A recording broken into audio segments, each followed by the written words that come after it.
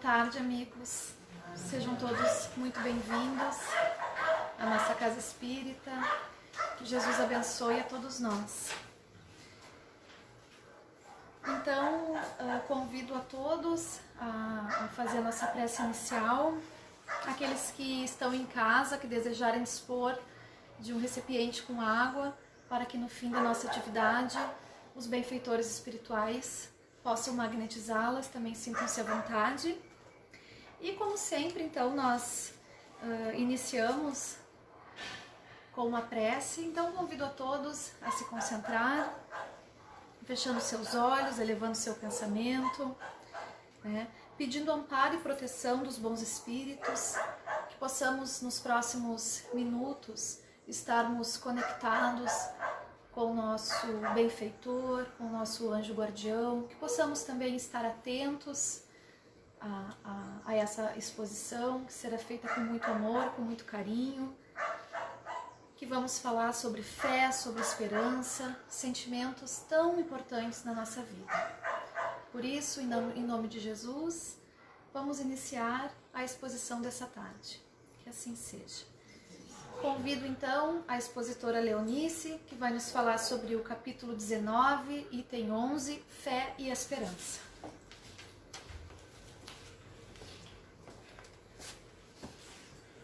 Boa tarde a todos, bem-vindos, sintam-se aconchegados e à vontade. Na tarde de hoje vamos tratar de um tema muito relevante que diz respeito à nossa força interior, à nossa capacidade de seguir em frente, de dirigir as nossas vidas. Está lá no capítulo 19, item 11. Mas falar de fé e esperança, a gente precisa falar do Setembro Amarelo. Porque setembro é o mês dedicado às necessidades psicológicas, psiquiátricas profundas daquelas pessoas que têm dificuldade na vida e às vezes querem desertar por dor profunda, pelo suicídio. E o Setembro Amarelo é uma campanha de prevenção ao suicídio que ela começou no Brasil lá por torno de 2015, mas que ela desde 2003 já é uma campanha da Organização Mundial de Saúde, que escolheu o dia 10 de setembro como Dia Mundial de Prevenção ao Suicídio. O objetivo é conscientizar, discutir, prevenir, ouvir, né? Sofrimentos, dores, ter um espaço onde a pessoa possa desafogar sua alma, seu coração. E essa campanha, por enquanto, não existe uma lei federal encampando essa lei para colocá-la no calendário de eventos, mas ela é muito trabalhada pelo CVV, Centro de Valorização da Vida, pelo Conselho Federal de Medicina e pela Associação Brasileira de Psiquiatria. E é muito importante também porque a Federação Espírita usou esse elemento, o Setembro Amarelo, no movimento espírita, trabalhado com muito cuidado. Porque é aquele preceito que está lá no Livro dos Espíritos, na questão 880, que fala que todos têm direito à vida, que é o direito primordial, natural e sacrossanto. E como a gente tem observado pelas estatísticas, o suicídio já é tratado como uma questão de saúde pública, diante do número muito alto que vem ocorrendo, e o Brasil está nas primeiras colocações em razão disso.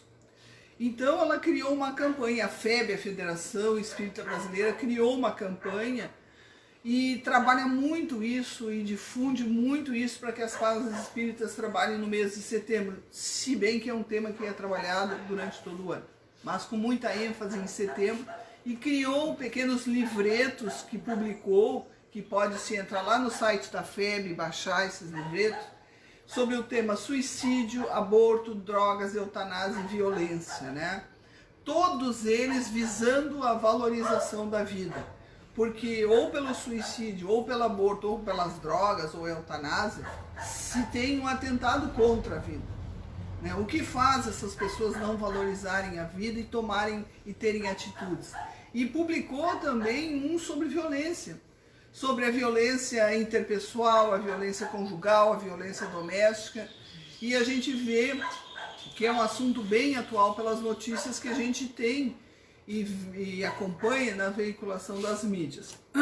E a violência, por exemplo, a conjugal ou entre pai e filho, não precisa ser a violência física, tem a coação psicológica, tem diversos níveis de sofrimentos que se impõem por atos violentos, pela palavra. Então, são todas questões trabalhadas como uma proteção à vida, o cuidado, a discussão que temos que ter. E a pandemia tem trazido essa característica do impacto às nossas vidas, com as mudanças que têm ocorrido, exigindo de nós atitudes diferentes, cuidados exacerbados com a saúde, responsabilidades que muitas vezes a gente não se dava conta, que é também de proteção à vida, cuidar da saúde, cuidar da higiene, tomar a vacina, me proteger, proteger o outro, né? Além das próprias rotinas terem sido mudadas, porque as nossas certezas de sair, viajar, encontrar amigos, abraçar parentes, já não são mais certezas. E esse distanciamento, esse isolamento tem feito com que algumas situações mal resolvidas nas relações humanas fiquem exacerbadas. E o atentado à vida começa às vezes com uma palavra, começa com um ato e às vezes termina de forma muito dolorida, muito difícil, né? E faz com que muitas das pessoas nesse isolamento sofra cada vez mais, gerando angústia, sofrimento, depressões, né? Porque o isolamento às vezes faz com que as pessoas fiquem desorientadas, aumentam as suas dificuldades de se manter equilibrados, né? Então, esse é um contexto realmente difícil e faz com que a gente pense, né, que temos que encontrar meios de nos fortalecer, de nos tornar pessoas equilibradas, mais centradas. E fé e esperança é um momento presente muito útil, né, para nós retomarmos o caminho do equilíbrio. Pois bem, só lembrando conceitos de fé, porque nós sempre falamos de fé aqui, de uma forma ou de outra, numa palestra ou de outra, sempre retomamos a questão da fé, que é fundamental, que implica em ter uma atitude que é contrária à dúvida, que quem tem fé está intimamente ligado a uma relação de confiança, ou algo, a alguém, a um Deus, ou a uma religião. Então, ela é aquela atitude de quem acredita. Acreditar. Ter uma confiança mútua, uma convicção. Como nós estamos na doutrina espírita, em que a base é os ensinos do Cristo e toda a moral cristã, esse é o nosso guia, esse é o nosso norte.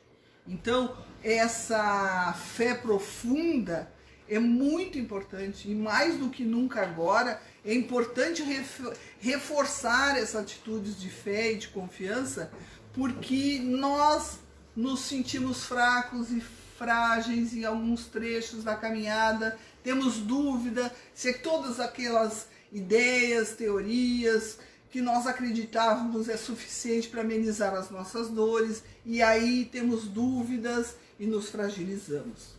E o que diz a doutrina espírita sobre a fé? Está lá no capítulo 19, no item 13, ele coloca que fé é a confiança. Opa, se alguém não confia em nada, em ninguém, já está fragilizado. Fé é a confiança que se tem na realização, é uma certeza. Os inseguros quase não têm certeza de nada, né? Então é uma certeza de atingir determinado fim, isso em linhas gerais. Mas, em se tratando de fé, ele vai mais longe, ele diz que é uma espécie de lucidez. Aquilo que eu vejo com clareza. É uma lucidez em que se vê através do pensamento a meta que eu quero seguir. Será que eu tenho sido lúcido? Será que eu sei para onde eu quero seguir? O que norteia a minha vida? Eu tenho metas? Ou eu sou que nem uma folha seca, que o vento bate para cá, eu vou para lá? O que me ancora nessa vida, nesses valores?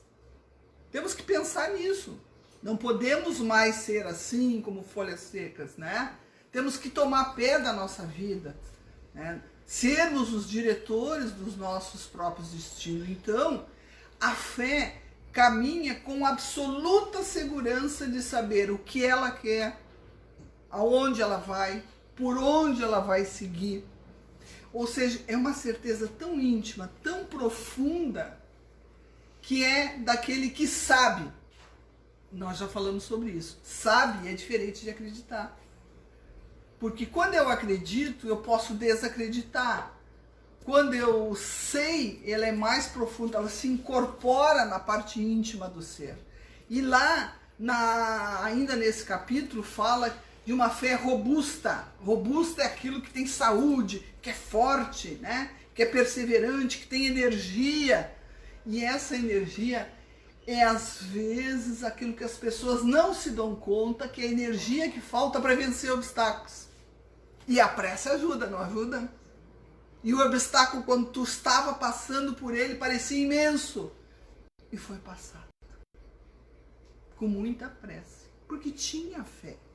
Então, essa perseverança, essa energia de vencer esses obstáculos, sejam pequenos ou grandes, é todo o diferencial que faz essa força interna, propulsora, que nos estimula para andar, que nos impele para frente. Então, é muito mais difícil tocar a vida sem acreditar em nada, sem ter fé. Por onde eu ando? O que é valor para mim? O que eu deixo de lado e o que eu escolho como verdadeiro? Então, a fé sincera, com essa propulsão, essa energia, ela te traz calma. Ela traz calma, ela te gera paciência, porque tu sabe por onde ir, por onde seguir. Porque ela aguça a inteligência e a compreensão das coisas, porque nós não andamos só. Quando nós temos fé, nós nos conectamos, e eu estou falando da doutrina espírita, que fala em espíritos como entidades, co-irmãs nossas que coexistem conosco no outro plano, nos caminham conosco, nos ajudam a ter certeza dos nossos objetivos, nos ajudam com calma, um sinal de força e confiança. Força e confiança. Olha que quando nós estamos no trecho da caminhada, em que é mais difícil, por problemas daqueles com quem amamos, às vezes nós nos sentimos depauperados e sem força, e nós precisamos dessa calma na luta, do que decidir, como decidir, por onde andar. E a fé sincera, ela é tão profunda que ela empolga. E às vezes, pensem nisso, somos nós os únicos da nossa família que ainda tem fé. Porque nós temos um conhecimento ou temos uma busca interior profunda, e às vezes nós temos que fazer esse trabalho não só por nós, mas por aqueles que andam junto conosco. Essa situação tão profunda de fé que contagia, porque pela forma com que se encara a vida, pela esperança e confiança que fortalece a mim na caminhada, mas quem está caminhando comigo sente essa força de poder contar. Então, às vezes na família, nós seremos os esteios espirituais que vamos ter que segurar na mão de muitas pessoas, pelo nosso exemplo. Mas é nesse momento que a fé, ela tem um diferencial, porque os espíritos superiores nos colocam que a fé, para ser proveitosa, para ser útil, proveitosa, trazer algo de bom, não ficar nas nuvens, ela tem que ser ativa. É nesse momento que a fé, quando se alia com a esperança, ela faz toda a diferença na vida de uma pessoa. E o esperança que eu estou falando aqui não é de esperar, é do verbo esperançar. Não sei se vocês têm acompanhado essa diferença aí. Quando nós falamos da esperança, não estamos falando de esperança e esperar. O que esperar, espera. O esperançar é aquele dinamismo de agir, de buscar o que é viável, de buscar uma solução, não esperar passivamente. porque às vezes as situações da vida requerem que nós possamos agir de imediato, na hora certa, e precisamos de calma, da decisão que precisa ser tomada, examinar o contexto e ver o melhor caminho. Então, esperançar também, ele combate profundamente a depressão, porque ele ajuda nesse processo interior da pessoa procurar almejar alguma coisa, ter uma meta, sonhar, definir o que ela quer fazer na vida, planejar por onde andar, procurar ir atrás. Então, esperar não é o sinônimo correto de esperança. Porque quando a esperança é entendida corretamente como o esperançar, ela nos remete à questão do agir, do dinamismo, do movimento, do buscar soluções, do ir para frente. E buscar soluções, às vezes, basta se dispor a ouvir, dizer uma palavra, reconhecer um erro e não esperar que as coisas se ajeitem, porque temos que sair da zona de conforto, da área de conforto. Se até esse momento, tudo que eu estou fazendo continua redundando nos mesmos efeitos nefastos, está na hora de se reciclar, de mudar de caminho, de fazer mudanças. E aí eu tenho que sair da área de conforto. Eu tenho que admitir que não estou certo naquilo que eu estava fazendo até agora, ou precisamos fazer algumas corrigendas. Então, esperançar, ele nos leva a esse dinamismo, a essa ação, a essa força que nos torna mais fortes para enfrentar a vida. Paulo Freire já dizia lá na Pedagogia da Esperança que é preciso ter esperança, mas esperança do verbo esperançar, porque tem gente que espera e esperança do verbo esperançar é espera e não é ação. É diferente. Então, esperança, quem vê no sentido de espera, pode estar criando um sério problema para si mesmo. Porque se ele encarar a espera como esperança, ele pode estar usando essa esperança como bengala. No sentido de dizer, não, vou esperar, as coisas vão se ajeitar. Deus há de prover, Deus não faz aquilo que nos cabe, Ele nos mostra o caminho, mas nós temos que fazer. Então, às vezes passa a ser uma bengala para não resolver problemas, para não enfrentar uma situação difícil, cruzar os braços ou fechar os olhos para uma situação que eu não quero ver, um filho que talvez esteja se desviando, um casamento que às vezes pode estar se dissolvendo. Entramos no stand-by, mas vamos esperar, vamos ver do que vai dar. E às vezes não é a melhor saída. Às vezes pode até demonstrar um desamor, um desinteresse pelo contexto que está de sofrimento. Vamos deixar que o tempo resolva. O tempo, às vezes, é um agravante. Então, às vezes, não é solução. Então, esperar, às vezes, pode estar até piorando uma situação. Que pode ser uma palavra de perdão, pode ser ouvir o outro, pode ser ir ao encontro do outro, porque nós passamos uma vida inteira, às vezes, indo de encontro ao outro, por discussões, por pontos de vistas. Então, aqui está remetendo a questão de sermos ativos, do dinamismo, do movimento. A fé tem que ser ativa. Tem que estar aliada à esperança do esperançar. E não só chegar ali e encostar, eu vou pegar só a melhor parte. E a tua parte que has de fazer? De ouvir, de corrigir, de te melhorar, de modificar a tua atitude. Às vezes isso é comodismo. Por isso que a esperança é uma coisa tão séria que há muitos estudos na área da psicologia que têm visto a esperança como um dos sentimentos mais importantes para o ser humano, porque ele remete ao equilíbrio psicológico. Tem um psicólogo norte-americano, Charles Snyder, que tem um livro chamado Psicologia da Esperança. E ele afirma ali, entre todos os seus preceitos ali, que a esperança é uma ideia motivacional, que me motiva, que me dá a razão de ser, que me propele para frente. É uma habilidade que o indivíduo adquire na vida para encontrar rumos, para encontrar solução, para se tornar um ser ativo, útil, resolvendo seus problemas, porque ele tem esperança do esperançar, do fazer, do agir. E ele acredita profundamente que vai encontrar, como resultado dos seus esforços, a solução possível. Por isso que ele coloca, inclusive, a esperança como um ato, sentimento de prevenção à depressão e ao suicídio. Porque a maioria das pessoas ouvidas, quando estão nesse estágio, o que elas menos têm é esperança. Elas têm desesperança. Não vem mais sentido para a vida. Então, ter esperança é um sinal de saúde mental. É um sentimento contrário à desesperação.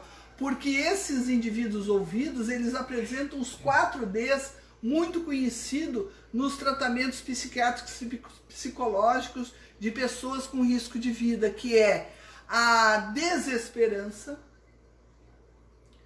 o desamparo, o sentimento de desamparo, o desespero, a depressão, como a ponta de um iceberg que pode estar revestido de todos esses sentimentos.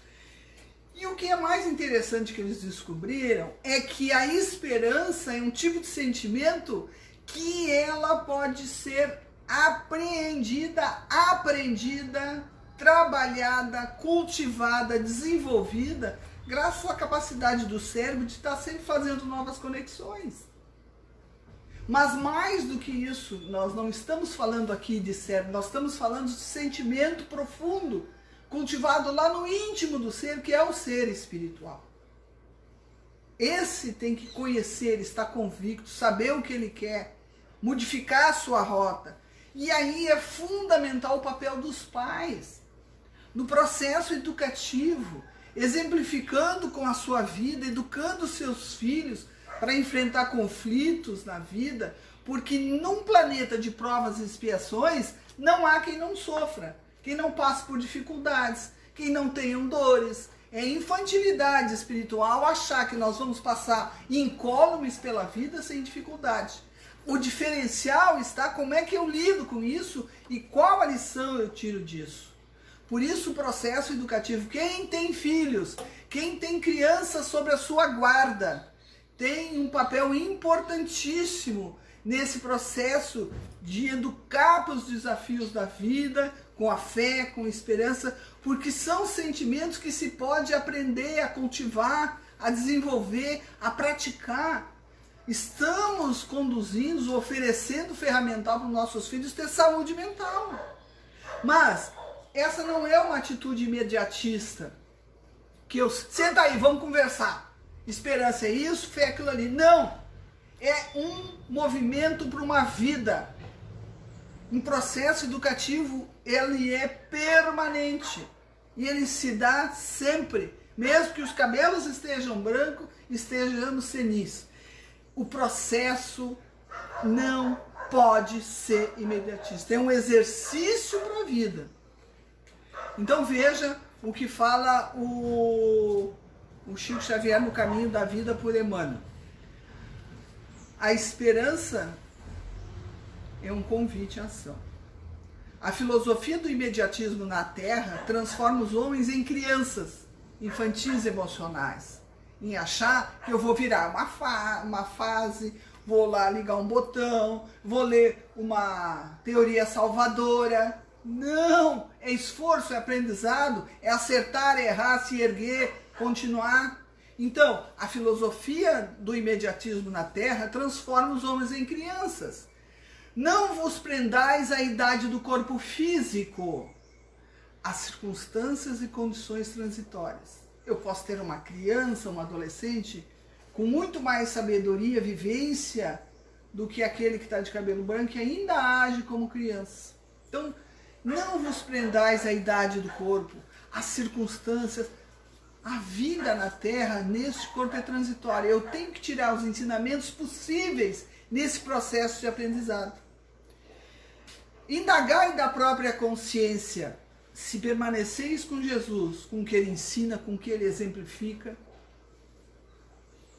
Porque aquilo não é para ler, guardar na gaveta. Se eu não praticar, não vai ter efeito nenhum. Por isso o esforço. Guardai o futuro, amando, realizando ação, movimento, realizando com o bem. Convicto de que a esperança legítima não é repouso, não é descanso, não é deitar em berço esplêndido, não é repouso, e sim confiança no trabalho incessante. Trabalho incessante. Não há aposentadoria no progresso da vida. Nós vamos trabalhar sim. Então, esperança aqui não é repouso. E essa confiança que ele fala, ele está amarrando com a fé, porque fé é confiança. Trabalho é ação.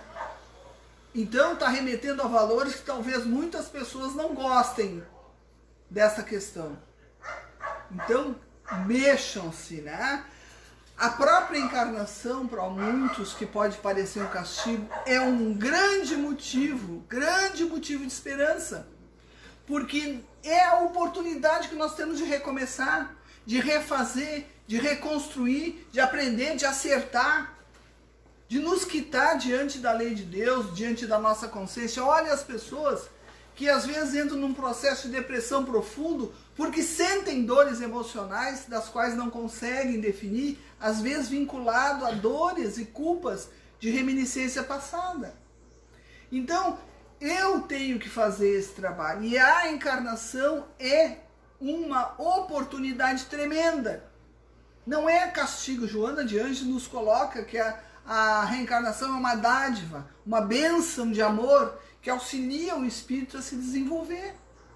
E a própria reencarnação, conforme o Livro dos Espíritos, na questão 167, coloca, é para o melhoramento e o progresso da humanidade. Então não adianta brigar com uma lei universal, que é a reencarnação. Vamos compreender, aproveitar, aprender, superar, porque sou eu que vou construir a minha vida de paz, de serenidade. Não existe decreto, não vem de fora, não se compra em pílula.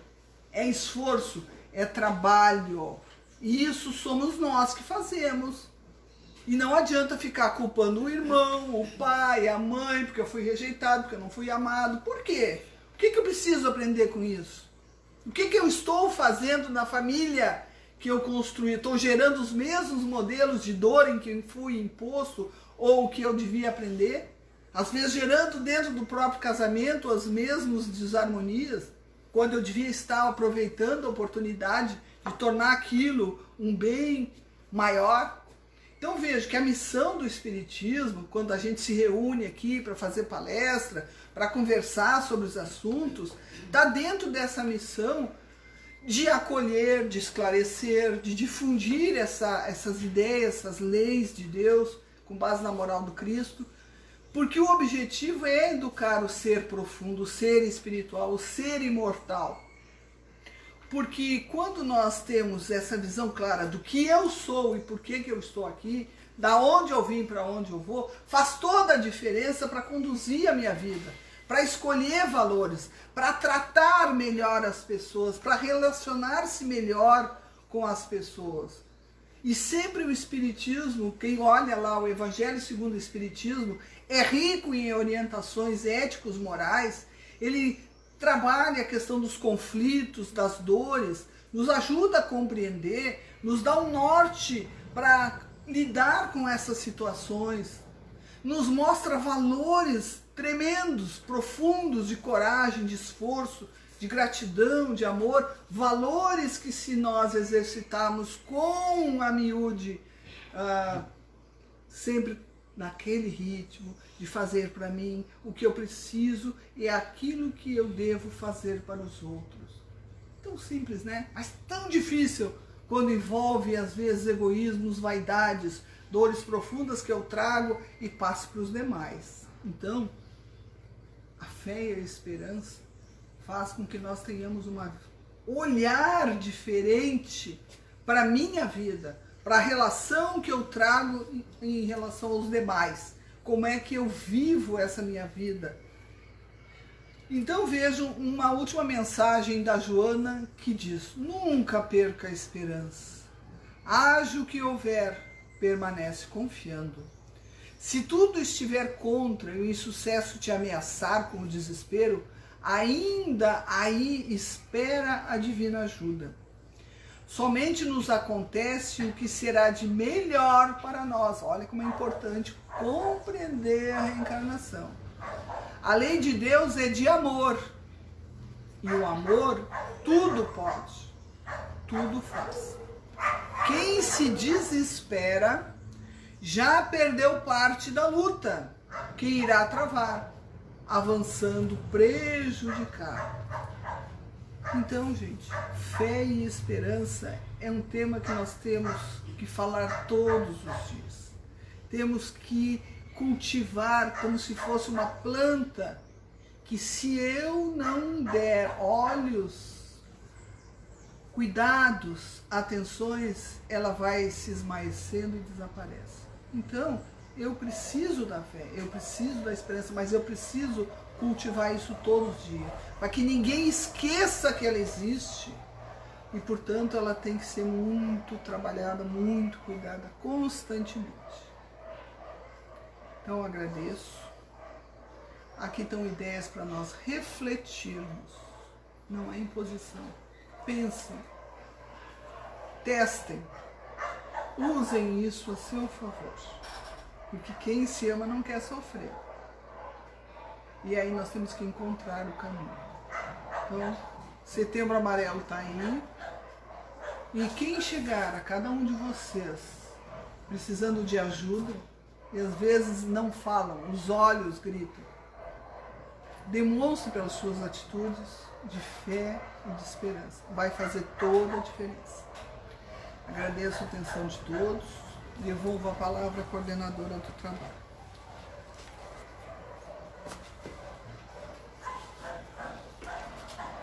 Muito obrigada, então, Leonice, por essa palestra que com certeza aqueceu o coração de todos nós, renovou a nossa fé, a nossa esperança, que possamos então nos lembrar, né, de cultivar a nossa fé e de que a nossa esperança seja ativa, seja dinâmica, né, que possamos então levar essa impressão dessa palestra tão maravilhosa para a nossa vida.